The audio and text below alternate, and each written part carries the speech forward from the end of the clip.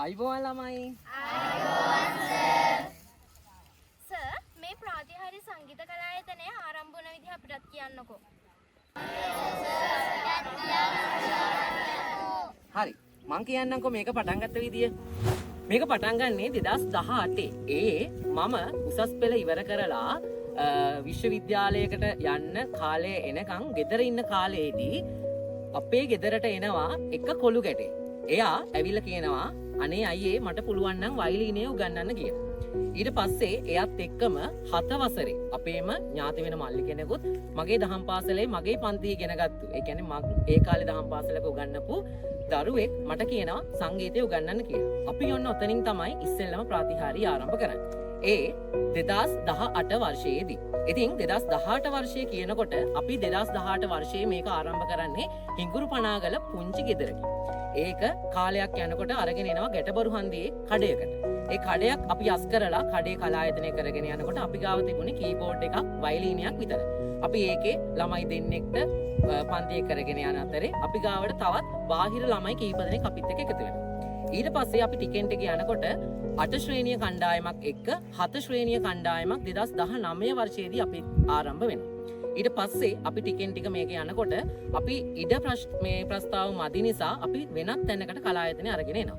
එතනදී අපි දවසක් අයිටම් එකක් කරනවා දැකපු කෙනෙක් අපිට ආරාධනාවක් කරනවා දකුණු පළාත් සංස්කෘතික කටයුතු දෙපාර්තමේන්තුවේ සහ සංස්කෘතික අමාත්‍යාංශයේ මේක ලියාපදිංචි කරන්න කියලා. ඊට පස්සේ අපි මේක ලියාපදිංචි කරනවා. ඒ ලියාපදිංචි වෙන දිනය තමයි 2019 මැයි මාසේ 17 වෙනිදා. ඒ කියන්නේ අද. ඉතින් ඔන්න අපිට අද දවසේ අවුරුදු 8ක් පිරිලා. ඉතින් අවුරුදු 8ක මේ අපේ ගමන් මගේදී දුවා දරුවන් 1000කට අධික පිරිසක් මංගාවට මේ වෙනකොට ඇවිල්ලා කලාව ඉගෙනගෙන තියෙනවා. අපි 2022 වසරේ ඉඳලා දකුණු පළාත් නෘත්‍ය තරඟාවලියට ඉදිරිපත් වෙනවා.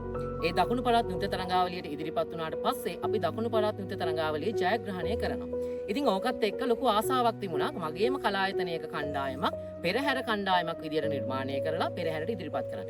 ඒක තමයි ප්‍රාතිහාර්ය බෙර සංධවනිය කියලා කියන්නේ. ඉතින් මං හිතන්නේ මේ වෙනකොට මුළු දකුණු පළාත වගේම ලංකාවේ පිරිසක් අපි ගැන කතා වෙනවා. මොකද පහුගිය කාලේ Facebook හරහා YouTube හරහා අපේ වීඩියෝ ගොඩාක් ෂෙයා වෙලා තියෙනවා. ඉතින් ඒ තමයි ප්‍රාතිහාර්ය බෙර සංධවනිය. ඉතින් 6 ශ්‍රේණියේ ඉඳලා 11 ශ්‍රේණිය වෙනකම් ප්‍රාතිහාර්ය කණ්ඩායමක් ඒ වගේමයි ඒ කාලේ උසස් පෙළ කණ්ඩායමකුත් කලායතනයේ තිබුණා. ඒ වගේමයි ප්‍රාථමික අංශයේ කණ්ඩායමකුත් තිබුණා.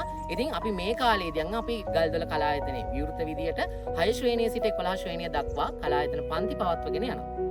ඉතින් අද දවස කියලා කියන්නේ අපේ විශේෂිත දවසක්. ඒ අපේ කලායතනයට අවුරුදු 8ක් පිරීලා තියෙනවා. ඉතින් මේ අවුරුදු 8 පුරා අපේ ගමනේ අපිට වචනකින් හෝ ශක්තියක් වුණු ඔබ හැමෝටම ස්තුති පුද කරනවා මේ විදියට.